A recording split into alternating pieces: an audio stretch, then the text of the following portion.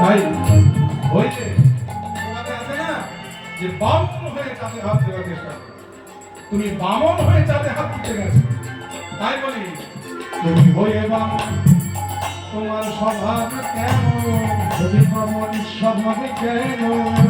হাত বাড়ালে ঈশ্বরের কাছে বলো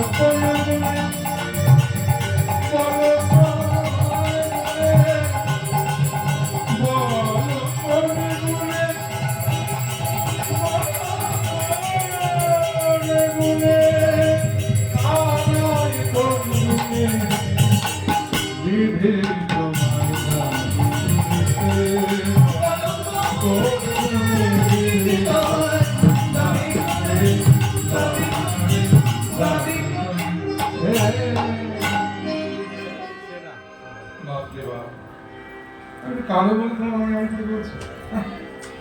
এই যে পার্থক্যটা কোথায়? তোমরা বর্ষার, আমি কালো নাকি?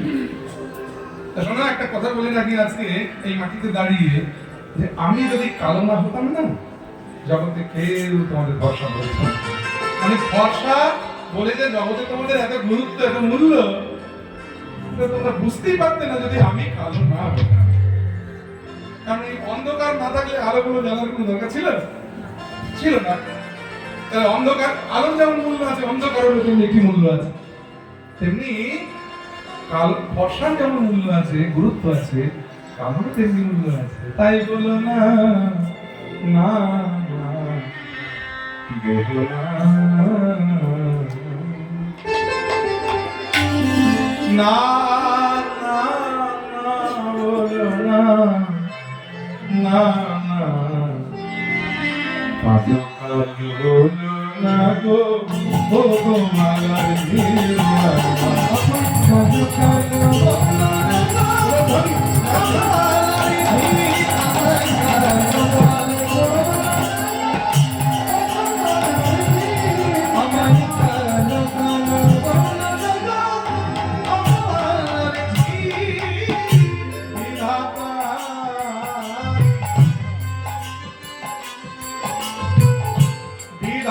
করেছে কালো, বিধাতা করেছে কালো, বিধাতা করেছে কালো, বিধাতা করেছে কালো, আমি করেছি কালো কালো বলো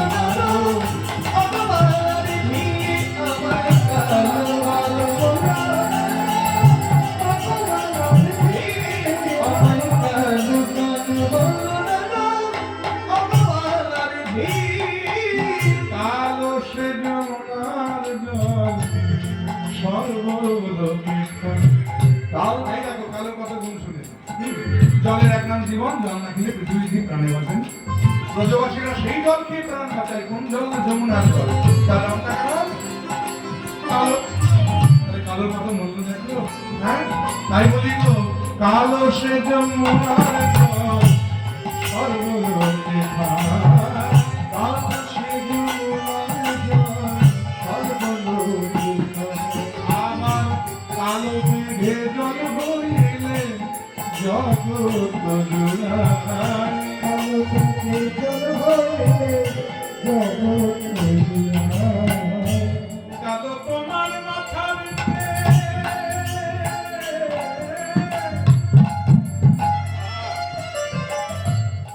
অল্প বয়সে চুলে ভাগ ধরলে কি লাগাই আমরা? আমি লাগিয়েছি এই কদিন আগে এক জায়গায় গান করতে গেছি, চুলে কিছু লাগানো ছিল না। দেখি এদের বয়সী ছেলেগুলো, আমি বলছি দাদু ভালো আছেন তো? বেশি মুশকিল, চুলে গালি করতে হয়।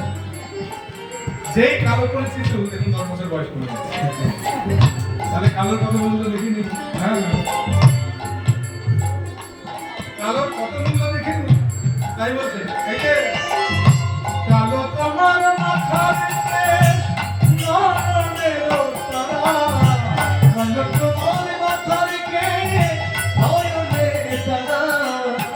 তাই নীল শাড়ি পরে যাও,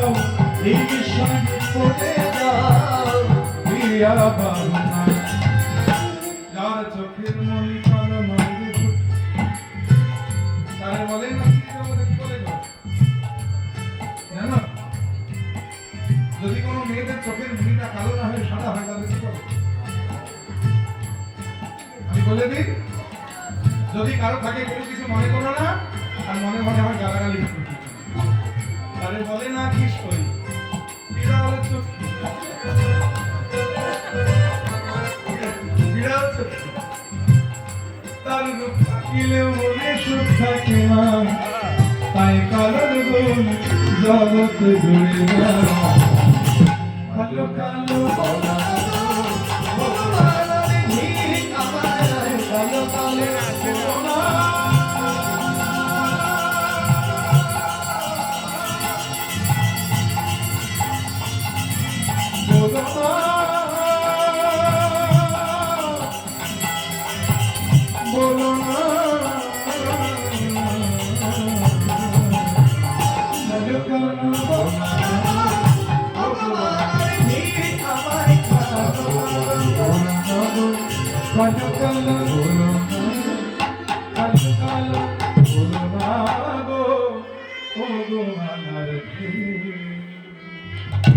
আমি কালো হই আর ফর্সা হই ওটা কথায় কাজ নেই সময় বেশি নেই এখন আমার দান দাও এই পথে যাও আর এই কথা বলেছে সঙ্গে সঙ্গে আমার রাধারানী ছুটে গিয়ে বুড়িমাকে জড়িয়ে ধরে বলছে বুড়িমাকে তুমি কোথায় নিয়ে গেলে গো ভালোই ছিলাম ঘরে ছিলাম আর এনে কিনা তুমি দানির হাতে সঁপে দিলে গো বড়াই এখন এই দান আপনি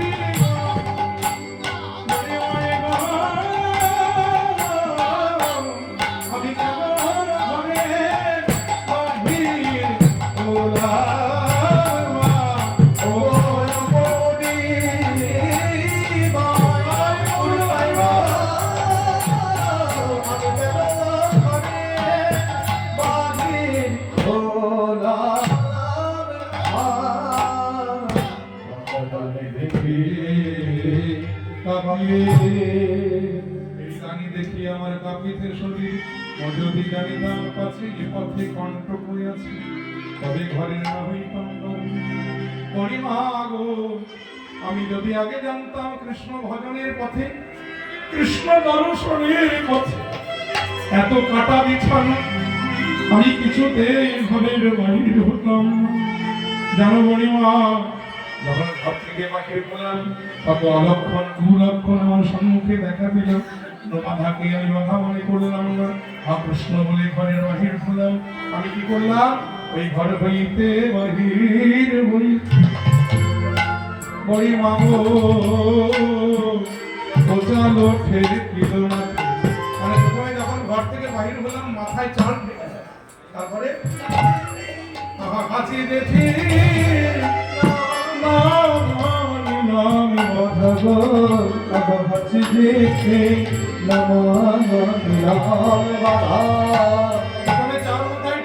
হাঁচি করলো যেটি মানে টিকটিকি টিকটিকিতে টিক করলো। এটা আমি কোনো বাধাকেই বাধা মনে করলাম না, আমি কোনো বাধাই মানলাম না, কোনো বাধা মানলাম না। কৃষ্ণ বলে বাহির কোনো বাধা মানলাম না, বাহির হলাম কোনো বাধা মানলাম না। কৃষ্ণ বলে বাহির হলাম যা করবো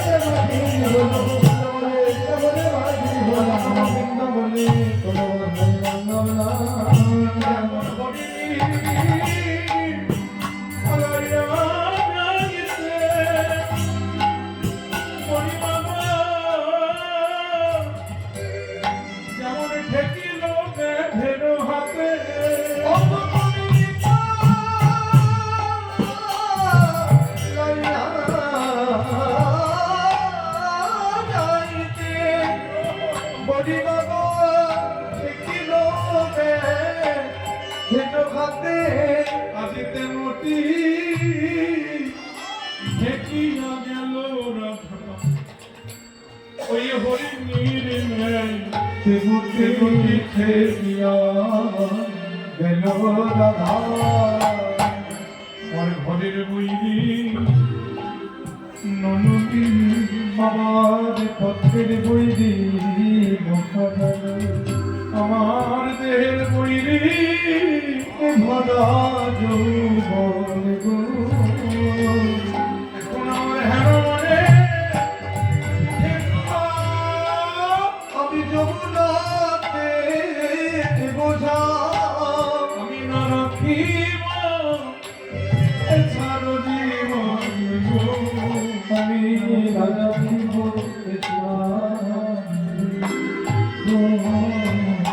বলো কাজে কি আছে মা কি আছে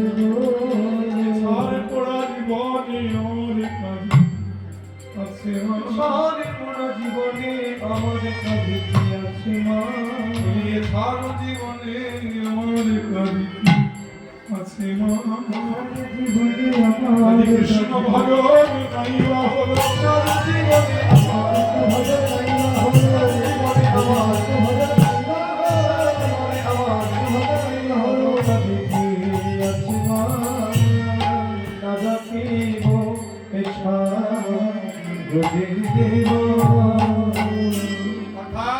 যে জীবনে কৃষ্ণ ভজন হলো না তেমন জীবন দিয়ে আমার ঘরে বসে কৃষ্ণ নাম করার উপায় নাই, ঘরে বৈরী শত্রু রয়েছে আমার ননদিনী শাশুড়ি, আর আমার কৃষ্ণ ভজনে বাধা নেই। ঘরে এলাম পথে এলাম কৃষ্ণ দর্শন করতে, এখানে বৈরী শত্রু হলো আমার এই দানি, আর দেহের শত্রু হচ্ছে আমার ঘরের উপর।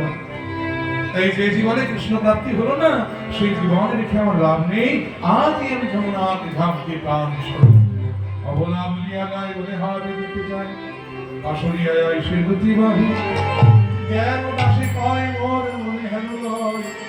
চাঁদ যেন ধরাশয় না। পদকর্তা জ্ঞান দাস এক পাশে দাঁড়িয়ে বললেন যে আজ বৃন্দাবনের পথের কি শোভা, যেন বৃন্দাবনে পথে আজকে ওই আকাশের রাহু নেমে এসেছে গগনের চাঁদকে গ্রাস করে। এখানে রাধারানীকে চাঁদের সঙ্গে আর কৃষ্ণচন্দ্রকে রাহুর সঙ্গে তুলনা করেছেন পদকর্তা। যাই হোক, সময় তো নেই, কত বড় বড় গান রয়েছে, গাওয়া সম্ভব নয়, সময় শেষ। যাই হোক, আবার পরে কোনোদিন গান লীলা গাওয়ার সুযোগ যদি কখনো হয় এরপর থেকে আবার শুরু হবে।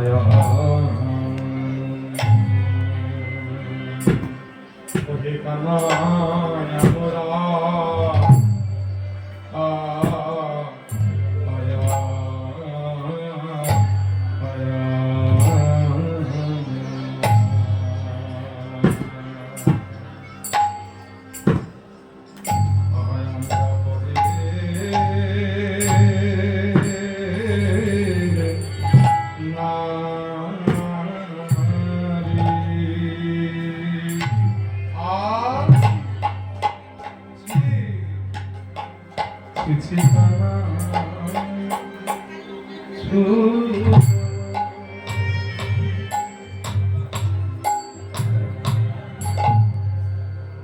ঘনায় ঘনায় কাছে আসছো হে মা তুমি ছবে নাকি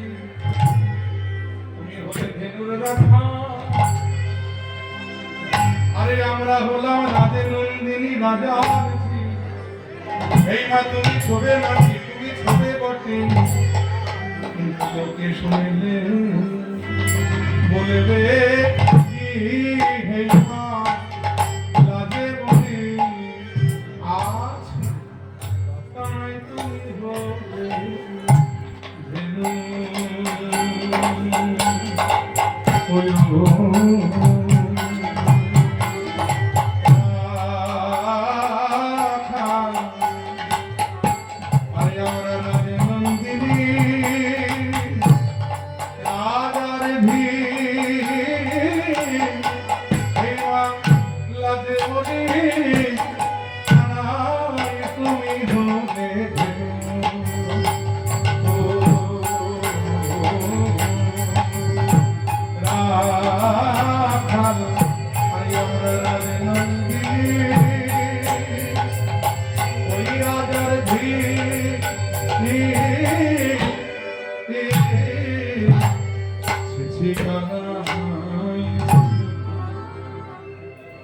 বললেন সম্মান রাখতে একটু বললেন সময় নেই সময় শেষ তুমি ছবে না তুমি ছবে মধ্যে সোনার রঙ কালো হবে সোনার অঙ্গ কালো হবে ওই সোনার অঙ্গ কালো হবে তুমি ছবে মধ্যে তুমি ছবে মধ্যে সোনার অঙ্গ কালো হবে হে কানাই ছুঁয়ো না ছুঁয়ো না নীলাজি কানাই আমরা পরের নারী পর পুরুষের পবন পরশে আমরা সচিলে স্নান করি গিরি গিয়া যদি গৌরী আরাধনা তার কনক কনক ধুবে তার সাগরে কামনা করো বেনি বদরি কাস সুরজ প্রয়াগী সহস্র সুন্দরী যদি ব্রাহ্মণে করো সাধ তবুও হবে না তোমার সকলকে রায় অঙ্গে দিতে হয় গোবিন্দ দাসের বচন মানব না করো এতে ঢঙ্গ ভঙ্গ ওই নাগরী ওরা সে আগরি করবতা ভগবান বলে রাধে তুমি আমায় ওই হিমালয়ে যেতে বলছো গৌরী আরাধনা করতে তুমি আমায় কাম সাগরে কামনা করতে বলছো তুমি আমার বেনি মধুরি কাজ করে সাধনা করতে বলছো কিন্তু তুমি তো জানো না তোমার হৃদয়টাই পুরো আমার বেনি মধুরি কাজ করে তোমার বক্ষ পরে যে দুর্বল ভয়াবহ সেটাই আমার হিমালয় গিরি আর তোমার দুটি চরণই হলো আমার সর্বতীর্থ স্থান আমার বদরি কাজ তাই তোমার চরণ ছেড়ে আমি আর কোথায় যাবো রাতে তোমার চরণে আমার একটু জায়গা দাও তাই একটা কাজ করো অনেক দূরের পর তুমি হেঁটে এসেছো তো তাই এত তাড়াতাড়ি তুমি এখান থেকে চলে যেও না দেখো তাহলে একটু বসো আমি তোমার চরণ দুটো সেবা করি না যে হবে না যে হবে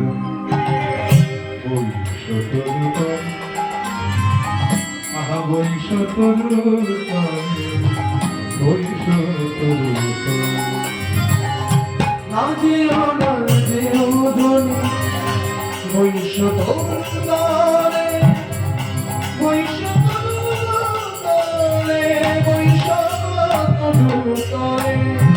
তুমি আসিতে পেয়েছো দেখা তোমার চরণ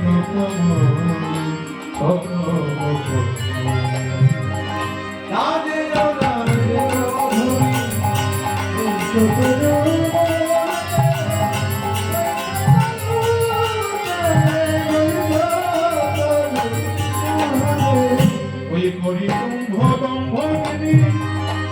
তোমার কুচুর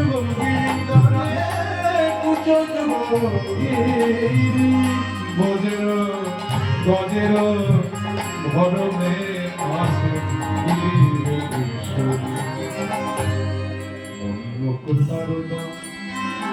তোমার অঙ্গে ঝল অঙ্গে সাজে ব্রজের সমচ তোমার লইবে সত্য লইবে সত্য এবার শিবরাম দাসে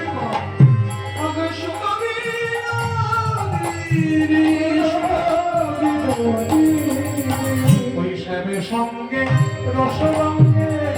এখানে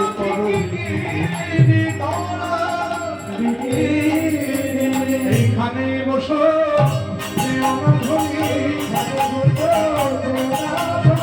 আমি শ্যামে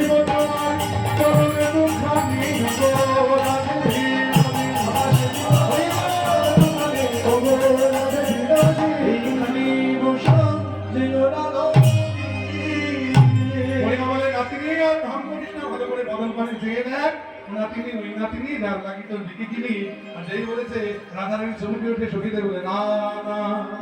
সখী তোরা আমার বধূকে আর কিছু বলিস না দেখে ঘামি আছে মধুর চাঁদের মতো দে দে বসনা যার লাগি দিকে দে দে বসনা আমি যার লাগি দিকে সে খামকে কি না সে খামকে কি না তুই যখন কাছে আছিস তাহলে একা গোবিন্দকে সেবা দেবো কেন তোদের যুগলকে একত্রে সেবা দেবো এই বলে রাধা গোবিন্দ দুজনকে রাতন বেদির উপরে বসাবেন সেবা করে রবিবার যদি দুটো কৃতজ্ঞের ঘোষণা যা তারা আজকে কৃষ্ণ সেবায় দান করবেন বলে নিয়েছিলেন সেই দানের বস্তু রাধারানীর হাতে দিয়ে বললে নিজের হাতে তুই আগে গোবিন্দের সেবা দেন এই রাধারানী করলেন ওইকে যদি দুটো কৃতজ্ঞের প্রসাদটা হাতে নিয়ে সবার অলক্ষে যে আরেকটি বছরা অন্তরে সাজিয়েছিলেন সেই দাস্য সত্য বাৎসল্য মধুর এই চারিপাশের দেহ বছরা গোবিন্দের চরণে শোভে দিয়ে যদি দুটো কৃতজ্ঞের বছরাটা হাতে নিয়ে কি করলেন দুনিয়া তো বলি মনুষ্যকে বলে দিল এত বলে মনুষ্যকে তুলে দিল জুড়ে বলে সখিরা দেনা রাম সখিরা দেনা বলে এবার ভজন হইল সাই আত্মন করিল তারা ভজন হইল সাই আত্মন করিল তারা প্রসাদ পাও জনে জনে আপা প্রসাদ পাও জনে জনে আরে বেদন ভঙ্গ বেদন ভঙ্গ হরে রাম প্রসাদ ভঙ্গ রাম প্রসাদ বেদন ভঙ্গ শ্রী বাবিনা নাই গোবিনা পশুপতি গুণকে গুরু ভোগে ওদের রসের নদী অপূর্ণ কথা তাহাকে সুন্দর দিতেছে সারতলে করে সুখের সাথে আনন্দে ভাবায় আনন্দে ময়ূরে গোবিন্দ দাসে আমরা গোবিন্দ দাসে মাঝুরে রজ হলো